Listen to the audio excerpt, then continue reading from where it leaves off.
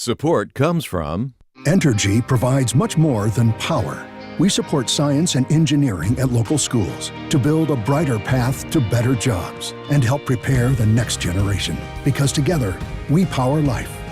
Entergy. additional support provided by the Fred B. and Ruth B. Ziegler Foundation and the Ziegler Art Museum located in Jennings City Hall. The museum focuses on emerging Louisiana artists and is an historical and cultural center for Southwest Louisiana. And the Foundation for Excellence in Louisiana Public Broadcasting, with support from viewers like you.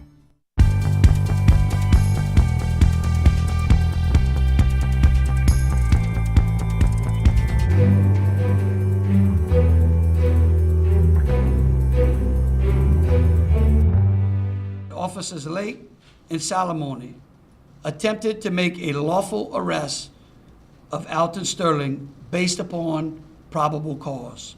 What officials call a justifiable homicide. Why have they been fabricated in such a sophisticated way? A new way to solve ancient mysteries at Poverty Point. School shootings are symptomatic of the violence in our society. Making schools safe could well begin at home. Hi everyone, I'm Andre Morrow. Much more on those stories in a moment, but right now on SWI, the state we're in, a check on some of the week's other headlines. An emergency quarantine has been declared for the Asian insect decimating the Rosa cane plant vital to Louisiana's wetlands. The reed plant is one of the fragile coast's major lines of defense against erosion and storm surge. The plant is critical to bind the soil and retain what land remains. State Ag Commissioner Mike Strain says the quarantine means you cannot move the cane. There's concern the aphid-like insect known as a scale may also attack commercially important crops. Strain says it's been found in sugarcane but is not yet a problem. A traffic-busting plan was left to die in committee at the Capitol this week. The proposal to let parishes or regions raise their own gas taxes for road work was another attempt to reduce gridlock. Representative Steve Carter of Baton Rouge pushed for this after a plan for a statewide gas tax failed last year.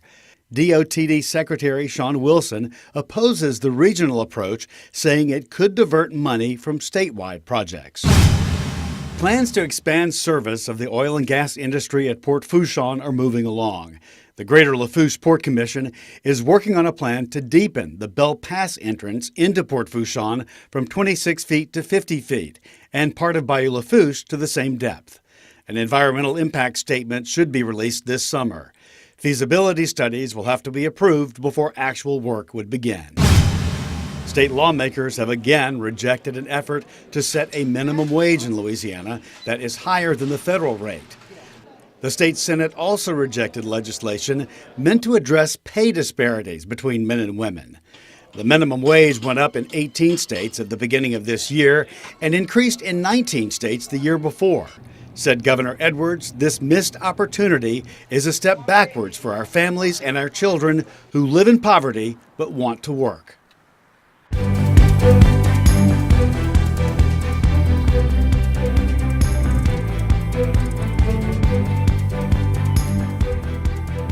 No charges will be brought against the officers involved in the 2016 shooting death of Alton Sterling. On Tuesday, Attorney General Jeff Landry released the findings of a state-level investigation into the incident. LPB's Kelly Spires has been looking into this report. Kelly? That's right, Andre. The report lays out moment by moment what happened outside the Triple S convenience store on the morning of July 5th, 2016. What's divided our community in Baton Rouge over the last 20 months is whether the offers escalated the conflict or if Sterling resisted arrest. This report might not sort out those differences. 20 months ago, Blaine Salamone and Howie Lake responded to a call outside the Triple S convenience store in Baton Rouge. In trying to arrest a man named Alton Sterling for threatening someone with a gun, they shot and killed him. The town erupted in protests, and it's only now that the criminal investigation is wrapping up. Our investigation has concluded that Officers Lake and Salamone attempted to make a lawful arrest of Alton Sterling based upon probable cause. On Tuesday, Louisiana Attorney General Jeff Landry walked through the events of July 2016 and how the investigation has proceeded. We would have no portion of the federal investigation be made available to our office until the federal investigation was concluded and the decision was rendered. So when federal officials announced last May that Sterling's civil rights had not been violated, Landry says the State Department of Justice hit the ground running. While that was day 331 for the family and the community, it was day 1 for our office. They reviewed all of the evidence the feds had collected and circled back with witnesses. The state relied on the same use of force experts called on by the federal government.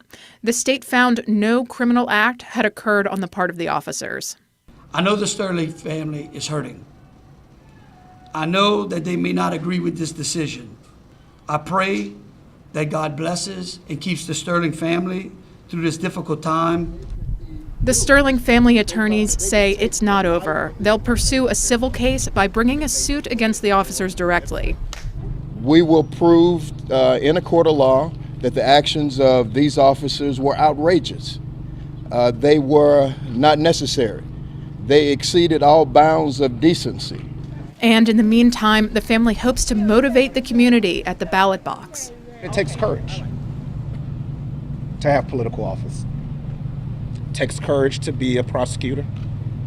It takes courage to fight for justice. And we didn't see that in this situation. I sat down with Baton Rouge attorney Franz Borgart to talk about the investigation. Borgart has experience as both a defender and prosecutor of criminal cases.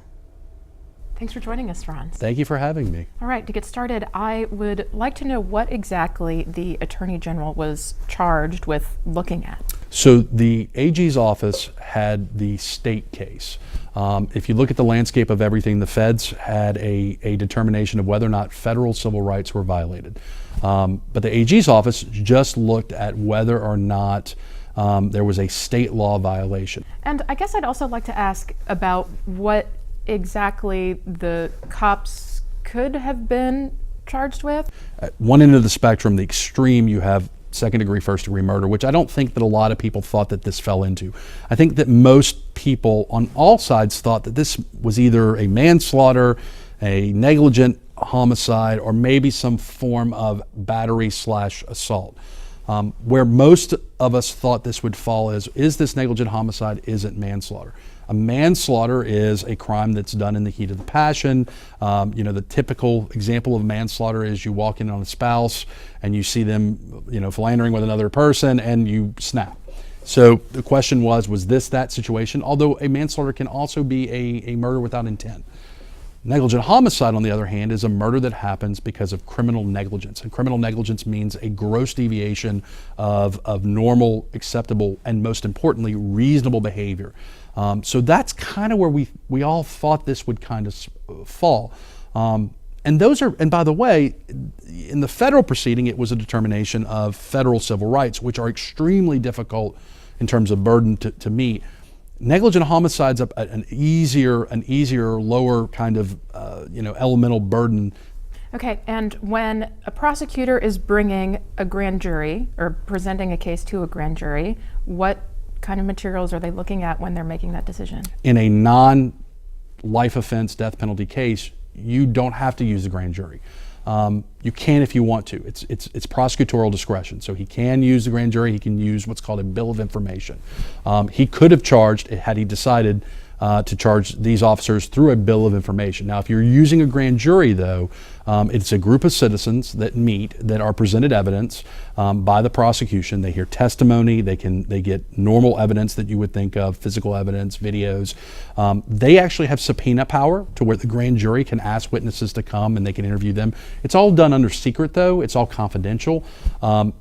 He could have gone that route, but he chose to go a different route.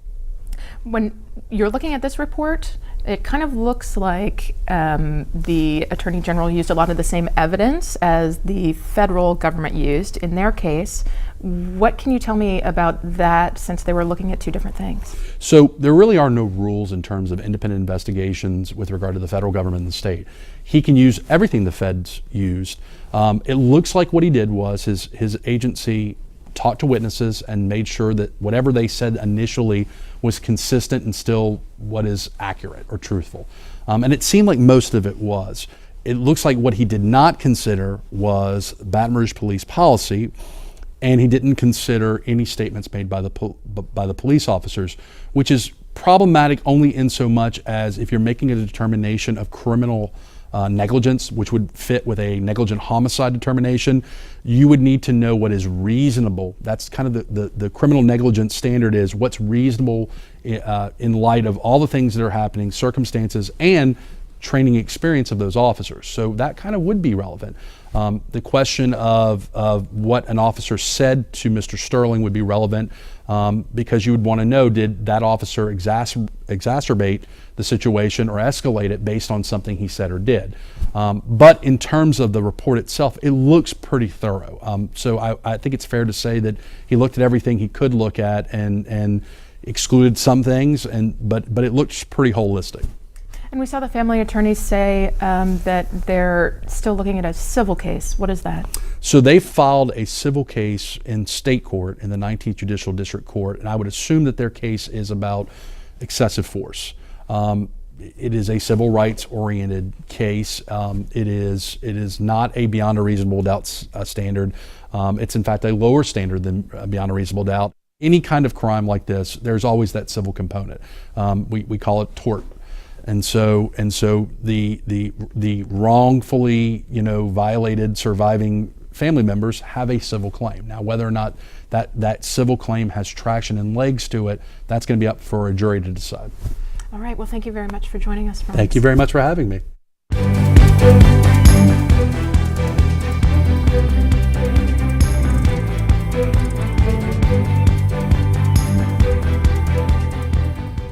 If you've been watching our show over the past few weeks, you know lawmakers can't talk about tax reforms during the current legislative session, but they can consider something else good government groups say would help the state reduce its costs. Pension reform is on the table.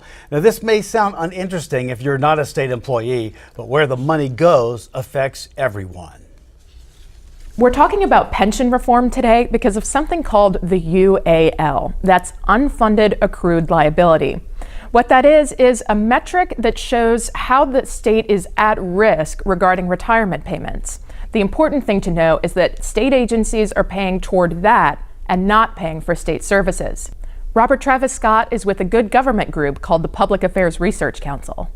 We're way, way behind on building up this portfolio. And one of the ways that the systems have had of making it look like they had enough money, or let's say not quite as far behind, was to say, well, our expected rate of return on this, our investments, we think are going to expand at this level over time, right? And it's always been over-optimistic. The current model that we use for pensions in Louisiana is called defined benefit. It's really what it sounds like. The employee and the state agree on this formula that says how much the state employee will get upon retirement. Mary Patricia Ray is with the Louisiana Public Pensions Coalition, and she says we need pensions. When you show up to state employment, especially here in Louisiana, you're likely looking at a state where your job may not be guaranteed for very long, where we haven't had very many, if any, pay raises, depending on what department you're going to be employed in for a decade.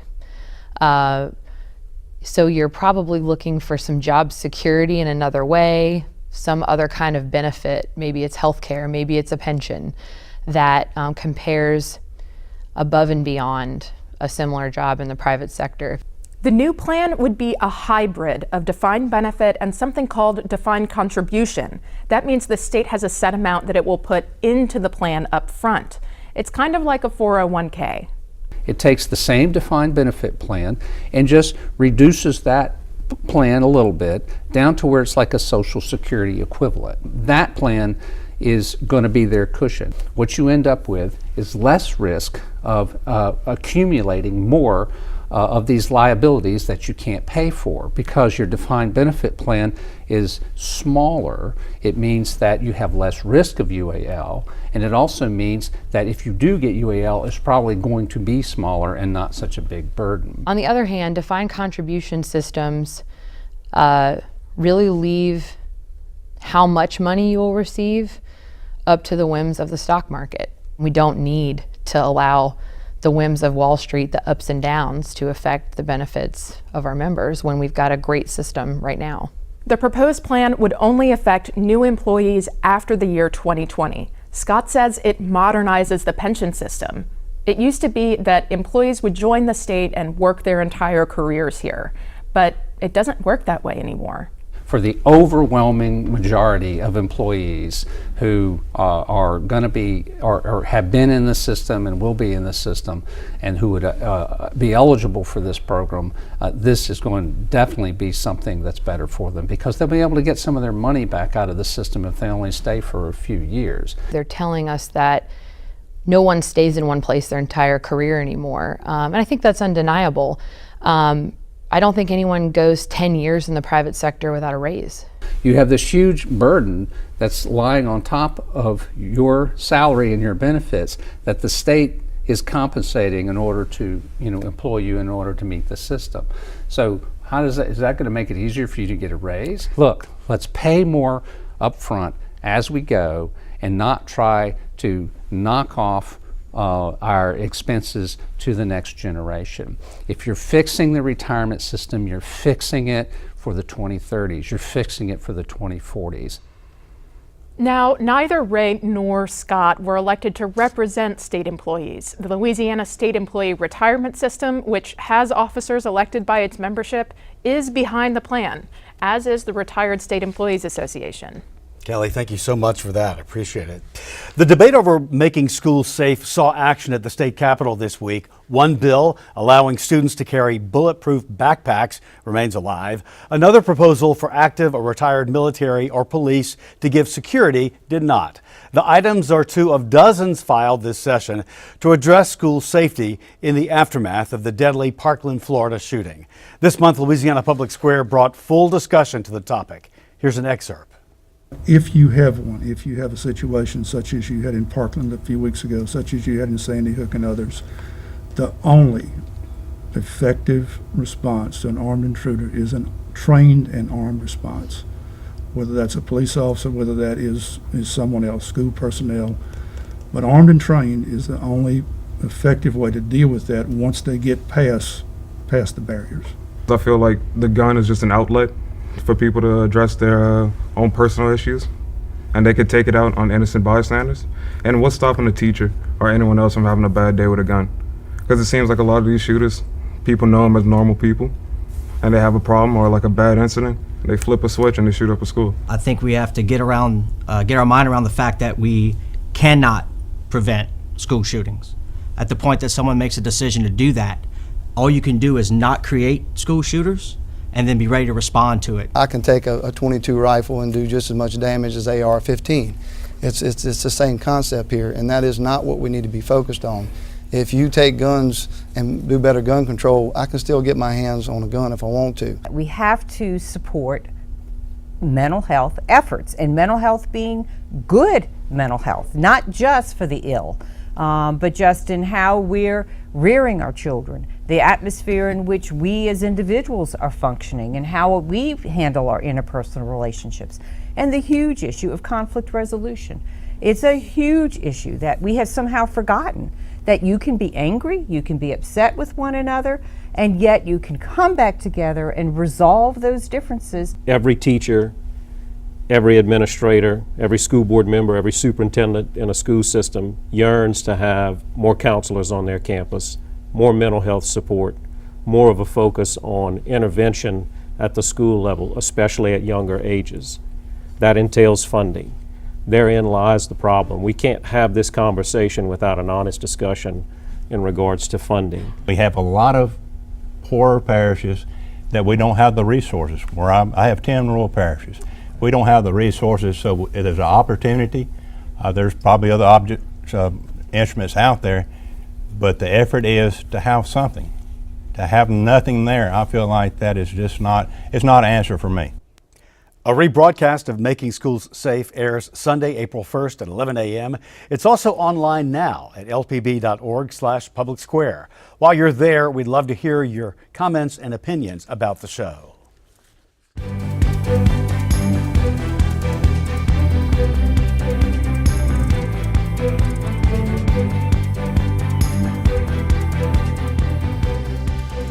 Rediscovered in the 1800s and dating back to between 1650 and 700 BC, many more questions and answers remain about Poverty Point. The UNESCO World Heritage Site is located in West Carroll Parish in northeast Louisiana. This week, inside LSU's Center for Advanced Microstructures and Devices, or CAMD, the facility's synchrotron, or super X-ray machine, was turned on some of the objects found at Poverty Point to try and learn more about them. At this symposium, funded by the National Park Service, scientists also brought artifacts from other areas to learn more about them. But our emphasis is on Poverty Point, because so much is not known about what went on between 1650 and 700 BC by the Native Americans who lived there. I sat down with LSU professor Joseph Ormez. LSU's high-tech machinery, normally used in physics research, branching into archaeology a bit, and is this something you expected to be a part of ever? No, never. Neither for me nor for CAMD, all those machines, these high-tech machines, are used for physics, for chemistry. The next step is biology, life science, geology, and the humanities. And archaeology, in my opinion, is part of humanities. They are the last ones to use or to make use of those machines. Poverty Point is important, the only UNESCO World Cultural Heritage Site in Louisiana. And there are a lot of open questions connected to those strange objects or so, and therefore I thought that is an interesting project that I would like to study and to help solving some of the problems that are connected to those Poverty Point objects. So these objects? Yeah. What can the synchrotron, what can it find in them? Okay. What do you hope? There are basically two questions connected to that. First question is, where have they been fabricated? Have they been fabricated locally at Poverty Point? All of them. Because they are found not just at Poverty Point, they are found down to Florida and also up the Mississippi Valley. And the first question is, have they been fabricated all locally at Poverty Point, or have they been fabricated also at other sites? Question number one. Question number two is the utilization. What have they been used for? Because there are millions of those objects at Poverty Point, and if they would have been used just for cooking as cooking stones, the question is, why have they been fabricated in such a sophisticated way with very precise shapes? So with that question of the various shapes, have you come to any conclusions yet? No. What we found is that there are obviously some objects that have been fabricated locally at Poverty Point, but we found already first objects where we are pretty sure that they have not been fabricated at Poverty Point, because the element distribution of elements is different from the soil at Poverty Point, the clay. You can see that in the trace element distribution there are different concentration of trace elements, and there's a strong indication that they have been fabricated somewhere else. The synchrotron is what you said, is a super X-ray machine. That means we have a way to produce X-rays in an intensity significantly higher than everything you find in a hospital. That means, and when I say significantly higher, I say million times more intense, and that is the advantage. That means because the intensity is so high, we can see trace elements, for example, in an extremely low concentration. It means and you mentioned light and color. Yeah, the very simple explanation is in the visible. If I show you a coin and it looks like silver, you might say it's silver, but you can't be sure, because it could be aluminum or something like this. If you would have X-ray eyes, each element in the X-ray range has a very specific color, and that's what we are using. It means we cannot see the colors with our eyes, but we have specific detectors for X-rays. And therefore we can see the colors of the different elements, and we can assign elements in a unique way. We can see with X-rays the different colors, the X-ray colors of elements. Because of the high intensity, the machine itself is shielded with lead, and so that means, but you see on a computer screen, you see signals for each element. That means at the end you see what we call a spectrum, and you can say there is 70% of iron in that sample, there's 2% of arsenic, there's 1% of something in it. That means you can determine the element distribution. That's point number one, and that says something about where are the objects coming from. Regarding the utilization, we are using a slightly different technique when you are some elements in chemistry, they have different properties with different chemistry. And if you use, for example, some clay and you burn it, that means if you are firing it at high temperature, there are chemical reactions. So that at the end you can say this object was used at a temperature of 800 degrees for hopefully some time. That means that is the idea regarding utilization. That means at the end we might be able to say, have they been used in a fire or have they never been used in a fire? That means were they used as ceremonial objects or so. At the end of the day, what do you hope to find with your research?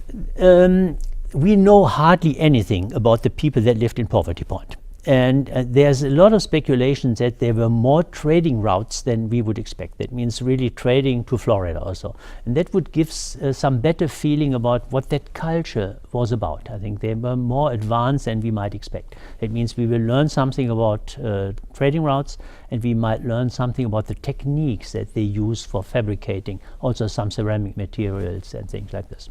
That's the idea. It helps a little bit the archaeologists to get a better picture about what happened 3,000 years ago. Now, there was one rare object that we watched Hermes test, and he said the test of that object showed that heat was never a factor in it. The object had two colors, and he would have thought that maybe one of the colors was caused because of heat, but the test showed heat was not involved. So the mystery remains, and the test will continue on that object. We'll keep our eyes on that one for you. And that is our show for this week, everyone. Remember, you can watch LPB on demand on your phone or tablet with our LPB Anywhere app. The download is free from your app store. You can catch LPB news and public affairs shows, as well as other Louisiana programs that you've come to enjoy over the years. And please like us on Facebook as well. For everyone here at Louisiana Public Broadcasting, I'm Andre Morrow. Thanks for watching. Until next time, that's the state we're in.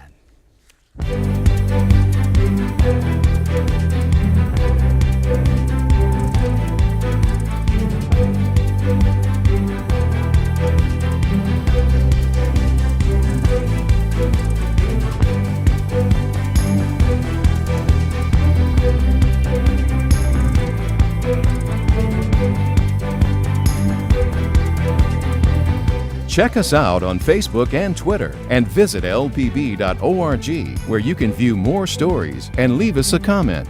This program is available on DVD. Support comes from Entergy provides much more than power.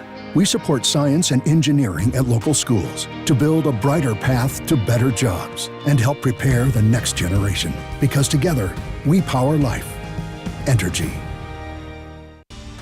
Additional support provided by the Fred B. and Ruth B. Ziegler Foundation and the Ziegler Art Museum located in Jennings City Hall. The museum focuses on emerging Louisiana artists and is an historical and cultural center for Southwest Louisiana. And the Foundation for Excellence in Louisiana Public Broadcasting, with support from viewers like you.